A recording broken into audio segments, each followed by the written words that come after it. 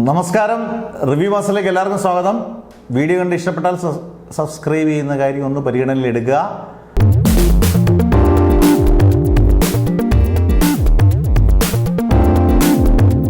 Manjummel boys. ഇന്ന് ഈ cinema കണ്ടിട്ട് എൻ്റെ അഭിപ്രായങ്ങളാണ് പറയുന്നത്. അന്നേരം അത് നിങ്ങൾക്ക് നിങ്ങളുടെ കമൻസ് ഉറപ്പായിട്ട് രേഖപ്പെടുത്താം. പോസിറ്റീവ് നെഗറ്റീവും ആയിട്ടുള്ള കാര്യങ്ങൾ എന്തായാലും ഉറപ്പായിട്ടും പറയുന്നതായിരിക്കും. ആദ്യം തന്നെ പറയട്ടെ, ഇതിൻ്റെ ഡയറക്ടർ ചിദംബരം, ജാനേമൻ എന്ന് പറഞ്ഞ സിനിമ ചെയ്ത ഡയറക്ടറാണ്. ജാനേമൻ എനിക്കങ്ങ് അസാധാരണമായി ഇഷ്ടപ്പെട്ട സിനിമയൊന്നുമല്ല. എനിക്ക് പേഴ്സണലായിട്ട് കുഴപ്പമില്ല എന്ന് തോന്നിയതല്ലാതെ വലിയ ഗംഭീരമെന്ന് എനിക്ക് തോന്നിയ സിനിമയല്ല ജാനേമൻ. എനിക്ക് ജാനേമനെക്കാട്ടിൽ എനിക്ക് ഇഷ്ടം തോന്നിയ സിനിമയാണ്, ഇന്ന് ഭയങ്കരമായിട്ട് ഇഷ്ടം തോന്നിയ സിനിമയാണ് മഞ്ഞുമൽ ബോയ്സ്. ഇത് ഒരുപാട് ഹൈപ്പ് കയറിയ ഒരു സിനിമയായിരുന്നു ആദ്യം പോലെ. വേറെ ഇതിൻ്റെ താരനിര സമ്പുഷ്ടമായ താരനിര കൊണ്ടൊന്നും അല്ല. സുഷിൻ ശ്യാം പറഞ്ഞത് സീൻ മാറ്റുന്നൊരു സിനിമയാണ്. അതിലോട്ട് നമുക്ക് വരാം, സീൻ മാറ്റുക എന്നുള്ളത് നമുക്ക് ഉറപ്പായിട്ടും പറയാം.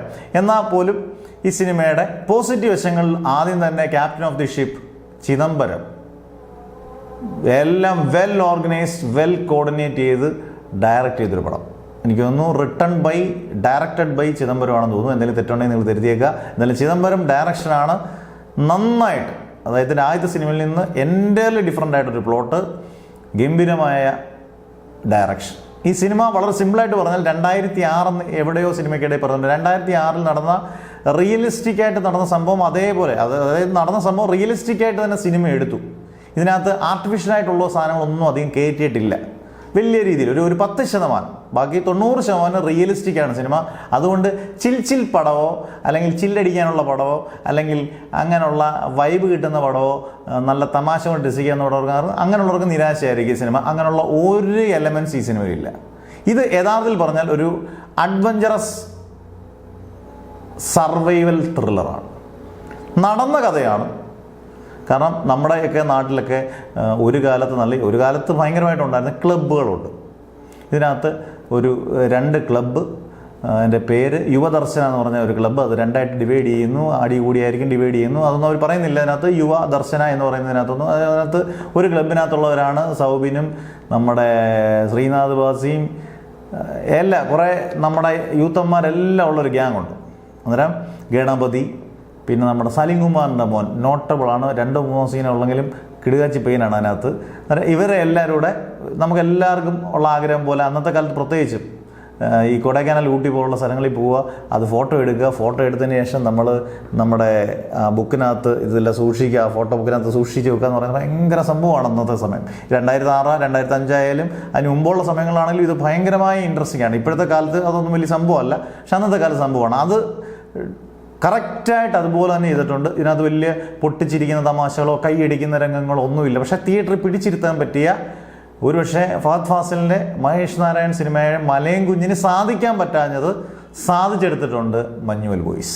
അതാണ് ഏറ്റവും വലിയ പ്രത്യേകത. പിന്നെ എടുത്തു പറയേണ്ട ഗംഭീര സംഭവം പോസിറ്റീവ്, ഇതിനകത്തെ സിനിമാറ്റോഗ്രാഫി. ഷൈജു ഖാലിദ്, നമ്മുടെ ഖാലിദ് റഹ്മാൻ്റെ ആണെന്ന് തോന്നുന്നു, അനുജനാണെന്ന് തോന്നുന്നു, ഷൈജു ഖാലിദാണ്. ഒരു രക്ഷയില്ലാത്ത സിനിമാറ്റോഗ്രഫി. എനിക്കൊന്ന് മലയാള സിനിമ ഇപ്പം നിങ്ങൾക്ക് കമൻറ്റ് ചെയ്യാം, മലയാള സിനിമ ഒരു 50% ടെക്നിക്കലി ഗംഭീരമാണെങ്കിൽ, കാരണം മലയാള സിനിമ സത്യം പറഞ്ഞാൽ ഹോളിവുഡ് സിനിമയോട് വെല്ലുവിളിക്കുന്നുണ്ട് ടെക്നിക്കലായിട്ട്. അതിൻ്റെ 1001 സാമ്പത്തികം വെച്ചിട്ട് 1001 വെച്ചിട്ട് മലയാള സിനിമ വെല്ലുവിളിക്കുകയാണ് ഹോളിവുഡ് സിനിമകളെയും ബോളിവുഡ് സിനിമകളെയൊക്കെ, തമിഴ് സിനിമകൾ ഉൾപ്പെടെയുള്ളവരെ, ബാക്കിയുള്ള എല്ലാ സിനിമകളെയും വെല്ലുവിളിക്കുന്ന രീതിയിലാണ്. അതുപോലെ ഇതിനകത്ത് എടുത്തു പറയേണ്ടതാണ് ഇതിനകത്തെ സിനിമാറ്റോഗ്രഫി, സൗണ്ട് ഡിസൈൻ രക്ഷയില്ല. ആർട്ടും മോശമല്ല. കാശിൽ എടുത്തു പറയാൻ പറ്റുന്ന അങ്ങനെ ഒന്നുമില്ല, എല്ലാവരും ഒരുപോലൊക്കെ തന്നെയാണ്. നല്ല സൗബിനാണ് കുറച്ചുകൂടെ സ്പേസ് കൂടുതൽ, ശ്രീനാഥ് വാസി, സൗബിൻ. പിന്നെ ഈ പറഞ്ഞ പോലെ ഇദ്ദേഹത്തിൻ്റെ എല്ലാവർക്കും ഇൻഡിവിജ്വാലിറ്റി ഒക്കെ ഉണ്ട്. പക്ഷേ ഈ പറഞ്ഞ പോലെ ഗംഭീര പെർഫോമൻസുകൾ എന്ന് പറയാൻ നമുക്ക് എടുത്തു പറയത്തക്ക കാസ്റ്റിലൊന്നുമില്ല. ഇതൊരു ടോട്ടാലിറ്റിയുടെ വിജയമാണ്. പിന്നെ ഈ സിനിമ എടുത്തു പറയുന്നത് സിനിമാറ്റോഗ്രഫി, ആർട്ട്, അതിൻ്റെ മ്യൂസിക് ഡിപ്പാർട്ട്മെൻറ്റ്, ഇതെല്ലാം നന്നായിട്ടുണ്ട്. 2 മണിക്കൂർ 15 മിനിറ്റേ ഉള്ളൂ. ബോറടിപ്പിക്കുന്ന, എനിക്ക് ലാഗ് ചെയ്തിട്ടില്ല ഈ സിനിമ. ലാഗ് ചെയ്ത് അതാണ് നമുക്ക് കണ്ടുകൊണ്ടിരിക്കുക. ഇനി ഈ സിനിമയുടെ നെഗറ്റീവിലോട്ട് പോവുകയാണെങ്കിൽ ഒരുപാട് നമുക്ക് നെഗറ്റീവ് കണ്ടെത്താൻ പ്രയാസമാണ്. ഒരു പോസിറ്റീവിടെ നമുക്ക് വേണമെങ്കിൽ പറയാം, ഈ അന്നും ഇന്നും സൗഹൃദങ്ങൾ ചങ്ക് ബ്രോയാണെങ്കിൽ നമ്മൾ അവർക്ക് വേണ്ടി എന്തും ചെയ്യും.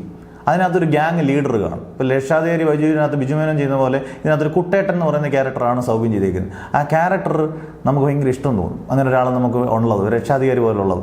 അതെല്ലാ ക്ലബ്ബുകളിലും കാണും. നമുക്ക് എല്ലാവർക്കും ഗ്രൂപ്പ് മെമ്പേഴ്സിൻ്റെ ഇടയിലും അങ്ങനെ ഒരു കുട്ടേട്ടൻ അല്ലെങ്കിൽ രക്ഷാധികാരി വൈജു ഉണ്ട്.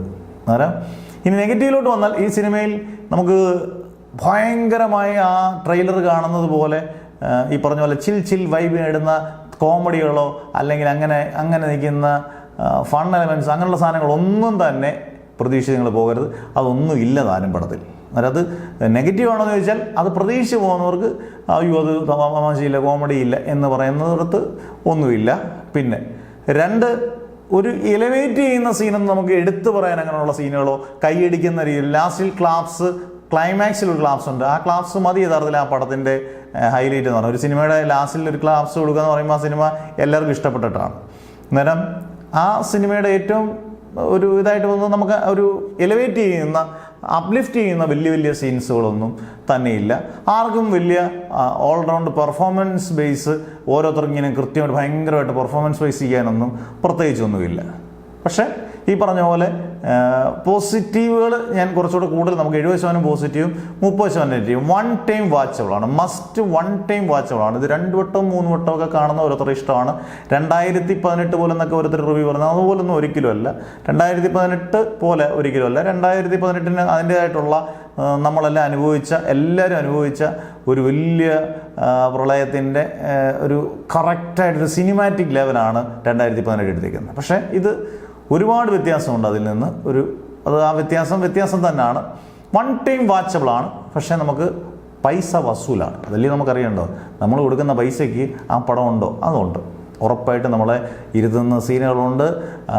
നമ്മളെ ഇങ്ങനെ അഡ്വഞ്ചറസ് ആയിട്ടുള്ള, നമ്മൾ പല ബോളിവുഡിലും ഹോളിവുഡിലും ഒക്കെ പല സിനിമകളും നമ്മൾ ഇതുപോലൊക്കെ കണ്ടിട്ടുണ്ട്. പക്ഷേ നമ്മുടെ കേരളത്തിൽ നിന്ന്, അതാണ് നമുക്ക് ഏറ്റവും നമ്മുടെ കേരളത്തിൽ നിന്ന് നമുക്ക് പറയാൻ പറ്റുന്ന, സിമ്പിളായി പറഞ്ഞാൽ നമുക്കൊരു വാച്ചബിളായിട്ടുള്ള കിണ്ണങ്കാച്ചി ബോയ്സാണ് മഞ്ഞുമല ബോയ്സ്. ഇത്രയും ഐക്യം ഉള്ള, അതിനകത്തൊരു എപ്പോഴും ഒരു സീനുണ്ടൊരു ആദ്യം മുതലേ പോകുന്നൊരു ഫോളോ അപ്പ് സീനുണ്ടൊരു വടംവലിയുടെ സീൻ. അത് നിങ്ങൾ സ്പോയിലറായിപ്പോവും. ആ വടംവലി എന്ന് പറയുന്നത് തന്നെ ഒരു ഒറ്റക്കെട്ട്, അതായത് എല്ലാവരും കൂടെ ചേരുമ്പോഴാണല്ലോ വടംവലി ജയിക്കുന്നത്. ആ ടീമിനെ എത്രമാത്രം സ്ട്രോങ് ആക്കും അത്രമാത്രം സ്ട്രോങ് ആകും. ആ സ്ട്രോങ് പട്ടക്കനായിട്ട് കാണിച്ചേക്കുന്ന ഒരു പടമാണ് മഞ്ഞുമല ബോയ്സ്. അതുകൊണ്ട് ഒരു കിണ്ണങ്കാച്ചി ബോയ്സാണ്. എന്തായാലും ടിക്കറ്റ് എടുത്തൊരു വട്ടം ഉറപ്പായിട്ടും കാണാം.